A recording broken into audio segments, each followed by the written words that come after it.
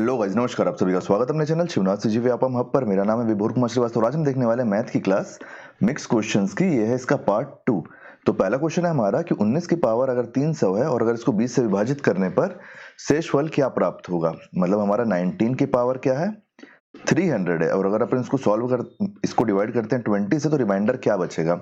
आप मेरे को एक बात बताओ, क्या यह पॉसिबल है कि आप 19 का पावर निकालो 300 में और फिर उसको 20 से डिवाइड करके निकालो? पॉसिबल है, लेकिन एक ही क्वेश्चन बना पाओगे आप पूरे 1.5 घंटे में। तो इसका शॉर्टकट क्या हो सकता है? आप मेरे को एक बात बताओ, ये 20 है नीचे और ऊपर 19 है, तो क्या 20 और 19 बहुत आसपास नहीं लग रहा है? तो क्या मैं इसको 20 माइनस 1 का पावर 300 नहीं लिख सकता हूँ? और अपॉन में कर देता हूँ मैं यहाँ पे 20। लिख सकता हूँ कि नहीं लिख सकता हूँ? अब एक बात बताओ, मैं इन दोनों को अलग अलग भी कर सकता हूँ, है ना? तो अगर मैं इस 20 से इसको काटूंगा तो ये पूरा कट जाएगा, तो मतलब यहाँ से तो कोई रिमाइंडर बचेगा नहीं, कोई रिमाइंडर नहीं बचेगा ना। लेकिन ये 1 है, और केवल 1 नहीं है, ये -1 है। ये -1 है, तो -1 की पावर जो 300 है, अगर आप 20 से इसको डिवाइड करोगे तो यहाँ पे तो बेस में आपके 0 है ना, यूनिट डिजिट में, तो ये 0 0 ही चलता रहेगा, तो ये -1 तो बचा रहेगा। लेकिन ये जो -1 है इसका पावर क्या है? देखो, इवन है। इवन है तो ये क्या हो जाएगा, ये हो जाएगा प्लस में। तो ऑप्शन नंबर बी आपका सही आंसर हो जाएगा 1। अगर ये ऑड रहता तो ये माइनस लग जाता। क्यों? क्योंकि देखो माइनस माइनस प्लस हो जाता है ना। -2 और -2 का अगर मल्टीप्लाई आप करोगे तो ये दोनों प्लस हो जाएगा इसी प्रकार से। और अगर केवल -2 है, फिर मान लो -2 है, फिर मान लो -2 है, तो ये एक माइनस तो बचा रहेगा अगर ये दोनों प्लस भी हो जाता है तो। इसलिए अपन इसको इवन ऑड करके बना लेंगे। तो इतना इजी है ये क्वेश्चन। चलिए नेक्स्ट क्वेश्चन देखते हैं, कहीं कोई डाउट होगा तो पूछ लेना। यहाँ पे मैं डायरेक्ट कर दिया हूँ ना। अगर आप इसको चाहते तो आप ऐसे भी लिख सकते थे, 20/20 भी लिख सकते थे 300 के पावर में, फिर -1 करते आप इसको, फिर यहाँ 300 का पावर लिखते, फिर यहाँ 20 लिखते, तो ये यहाँ से कटता तो ये 0 रिमाइंडर बचता, तो ये 0 से -1 कटता तो ये -1 बचता, और ये माइनस का साइन है। तो अपन इसको जितना शॉर्ट कर सकते हैं उतना शॉर्ट करके मैं आपको बता रहा हूँ। नेक्स्ट क्वेश्चन देखते हैं, क्वेश्चन नंबर 2। क्वेश्चन नंबर 2 है कि 22% छूट देने के बाद 17% लाभ प्राप्त करने के लिए किसी वस्तु का अंकित मूल्य उसके क्रय मूल्य से कितना अधिक होना चाहिए। आप मेरे को एक बात बताओ, आप हमेशा डिस्काउंट किस में देते हो? आप डिस्काउंट किस में देते हो? एमआरपी में। और वहीं पे आप प्रॉफिट किस में लेते हो? कॉस्ट प्राइस में। ये तो सिंपल सी बात है जो आपको पता ही है।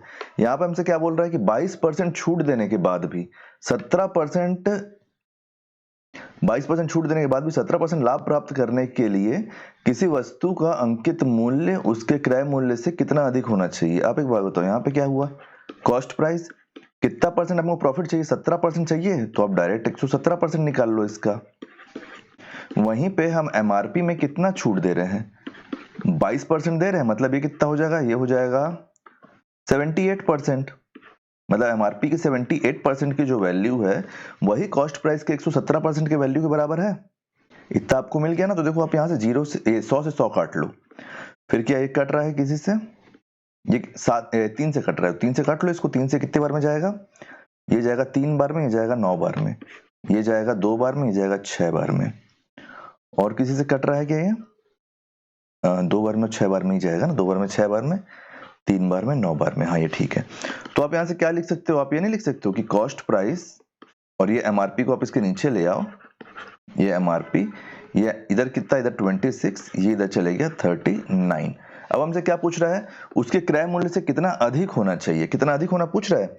इसका डिफरेंस कितना आ जाएगा? इसका डिफरेंस कितना आ जाएगा इन दोनों का? इन दोनों के बीच का डिफरेंस है 13 का। 13 का डिफरेंस आ जाएगा।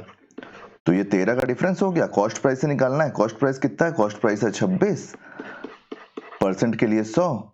ये इससे गया 2 बार में और ये इससे गया 50 बार में। तो कितना अधिक होना चाहिए? 50% हमारा सही आंसर हो जाएगा। जब आप इसको पेपर में सॉल्व करोगे ना तो ये क्वेश्चन बहुत इजीली, बहुत जल्दी बन जाएगा। ये मैं आपको समझा रहा हूँ, इसलिए मेरे को इतना सारा लाइन लिखना पड़ा है। चलिए नेक्स्ट क्वेश्चन देखते हैं। नेक्स्ट क्वेश्चन हमारा क्वेश्चन नंबर 3। क्वेश्चन नंबर 3 है कि 2 भार, एक है आपका 27 kg और दूसरा क्या है 108 ग्राम का अनुपात क्या होगा। तो यहाँ पे लिख लेते हैं अपन 108 ग्राम। अब आप एक बात बताओ, यहाँ पे दोनों यूनिट अलग अलग है ना, ये किलो में, ये ग्राम में है। अगर मेरे को इसको किलो में करना हुआ कन्वर्ट तो मेरे को इसको 1000 से डिवाइड करना पड़ेगा, जो मेरे लिए आगे जाके बहुत प्रॉब्लम क्रिएट करेगा, है ना। इससे अच्छा है कि मैं जो मेरे पास किलो है मैं उसको ग्राम में कन्वर्ट कर लेता हूँ ना। जो मेरे पास किलो है मैं उसको ग्राम में कन्वर्ट कर लेता हूँ। तो 27 इंटू 1 किलो में कितना ग्राम होता है? 1000 ग्राम। और इसका रेशियो मेरे को किससे निकालना है? ग्राम से, 108 से। बस हो गया। अब आप इसको सॉल्व कर लो। 27 से मैं इसको डायरेक्ट काट सकता हूँ क्या? 4 बार में कट जाएगा। 27 से 4 बार में कट जाएगा क्या? ये 108। और इस 4 से कट जाएगा ये 1000 कितने बार में? 250 बार में। 250 बार में। तो 250:1 का रेशियो है यहाँ पे। 250:1। ऑप्शन नंबर ए आपका सही आंसर हो जाएगा। ठीक है, देखो आपको अगर आपको ऐसा लगता है कि नहीं मैं मल्टीप्लाई जल्दी डिवाइड कर लूंगा तो आप इसको कन्वर्ट कर लेना, लेकिन अगर आप ऐसे सॉल्व करोगे तो आपका टाइम बहुत बच जाएगा। नेक्स्ट क्वेश्चन देखते हैं, क्वेश्चन नंबर 4। क्वेश्चन नंबर 4 है कि एक पार्टी में 77 लोग उपस्थित हैं। पुरुष और महिलाओं का अनुपात 4:7 है। मतलब पुरुष मतलब मेल इस टू फीमेल का अनुपात कितना है? 4:7 है। 4:7 है। टोटल कितने हैं? टोटल 77 लोग हैं। आप एक बात बताओ, क्या आप ये नहीं बोल सकते कि टोटल जो मेल और फीमेल का यूनिट है वो 11 आ जाएगा, और इस 11 से जब आप इस 77 को डिवाइड कर दोगे तो एक की यूनिट 7 नहीं आ जाएगी?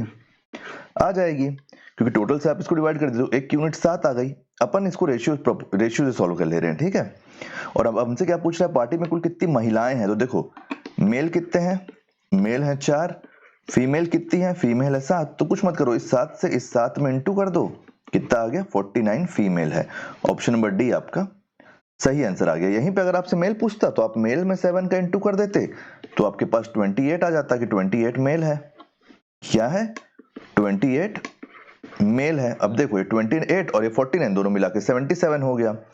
तो ऐसे आपको कम से कम समय में क्वेश्चन सॉल्व हो जाएंगे पेपर में, और यही सब तरीका आपका कूट में भी इस्तेमाल होगा। देखो आप केवल कूट के प्रश्न को बना के मैथ को सॉल्व नहीं कर सकते, आपको बेसिक पता होना चाहिए। नेक्स्ट क्वेश्चन है कि जब किसी घनात्मक भिन्न के वर्गमूल में एक को जोड़ा जाता है, घनात्मक भिन्न मान लो आप x/y, इसके वर्गमूल में ना, तो ये लो वर्गमूल हो गया, इसमें क्या जोड़ रहा है? एक जोड़ा जाता है तो उत्तर ये प्राप्त होता है। तो 4 3 12 + 1 13। आपको पता है ना कैसे होता है ये? इन दोनों का इनटू होता है, फिर यहाँ पे जो निकलता है वो इसमें प्लस होता है। तो ये 4 3 12, 12 + 1 13। तो ये कितना हो जाएगा? ये हो जाएगा 13/4। इतना हुआ। अब देखते हैं कैसे सॉल्व होगा आगे।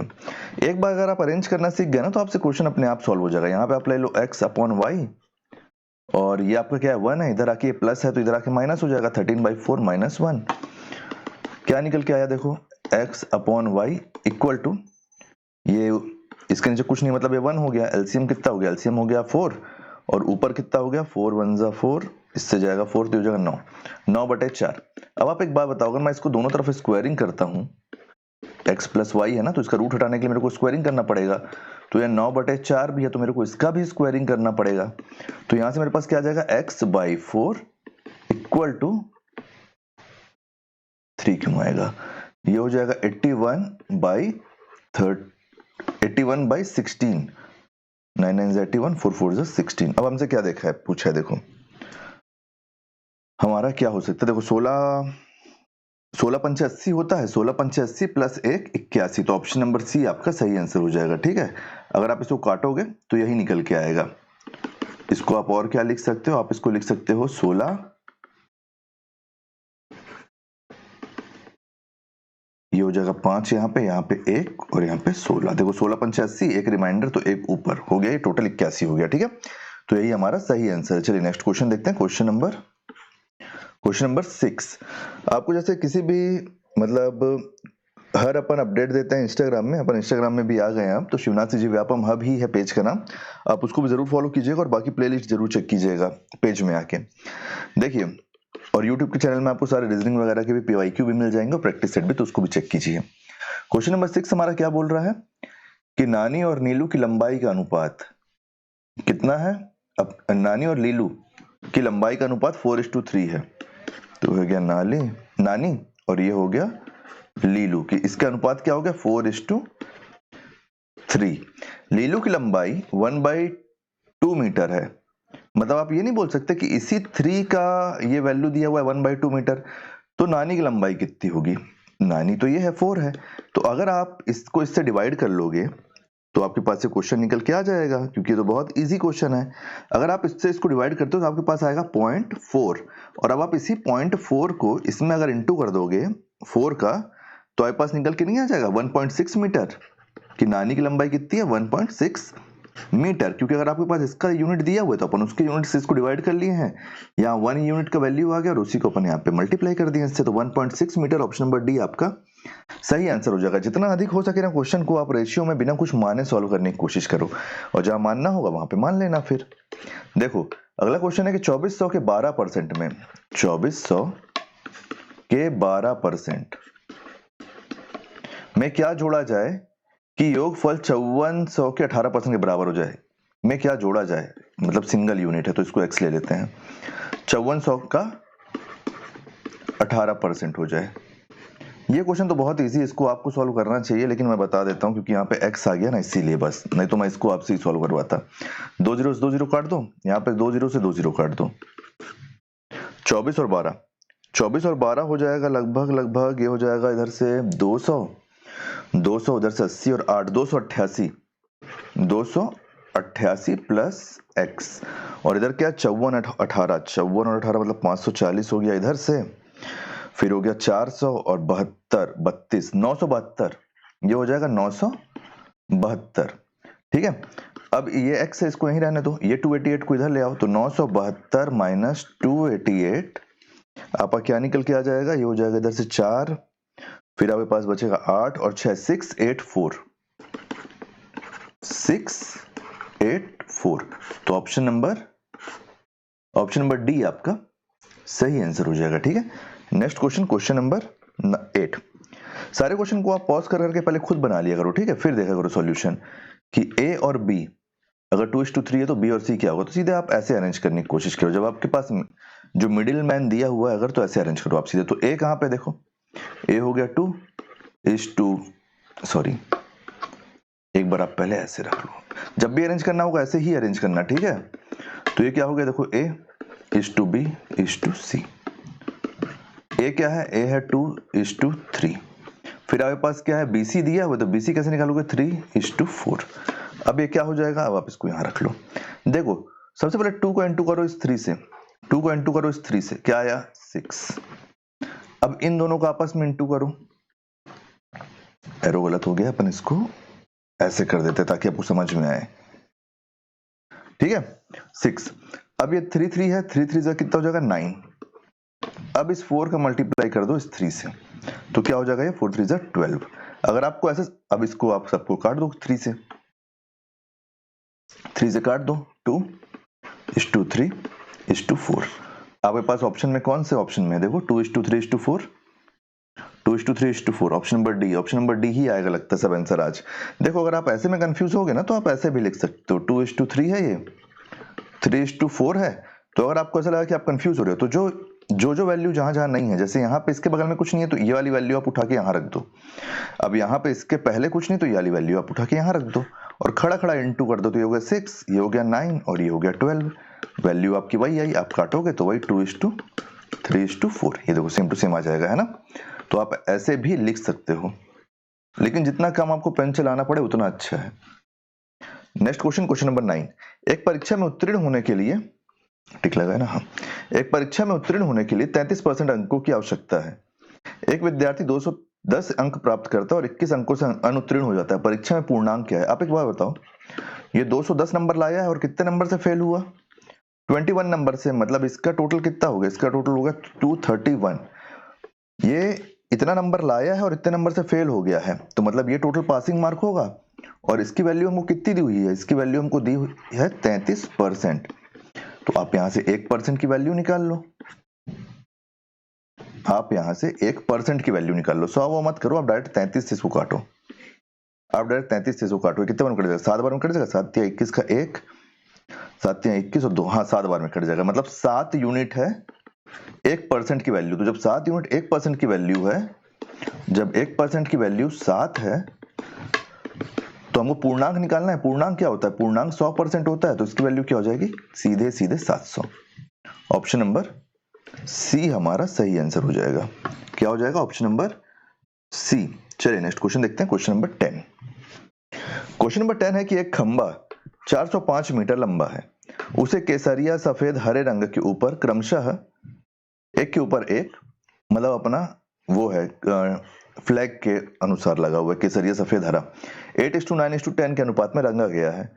सफेद खंबे के सफेद भाग की लंबाई क्या है? देखो इससे इजी क्वेश्चन कुछ हो सकता है क्या? टोटल लंबाई दी हुई है 405। टोटल इकाई हमारे पास कितनी है? 8:9:10। मतलब ये कितना हो गया? ये हो गया टोटल 17, 17 और ये 27। 27 हुआ। मतलब इस 405 की वैल्यू कितनी है? 27। यहां से हमको 1 की वैल्यू आ गई। हमसे क्या पूछ रहा है? हमसे पूछ रहा है केसरिया पूछ रहा है क्या? खंबे के सफेद भाग, सफेद पूछ रहा है। तो सफेद क्या है? सफेद है 9, तो ये 9। बस सॉल्व कर लो इसको। डायरेक्ट 27 से कट जाएगा। 27 से कितने बार में कट जाएगा? 9 बार में कटेगा। 5 दूनी 10 हो जाएगा। 27 से ये चले जाएगा आपका, एक बार में होगा तो ये होगा 27। फिर इधर से कितना बचेगा? 13, 135 है ना।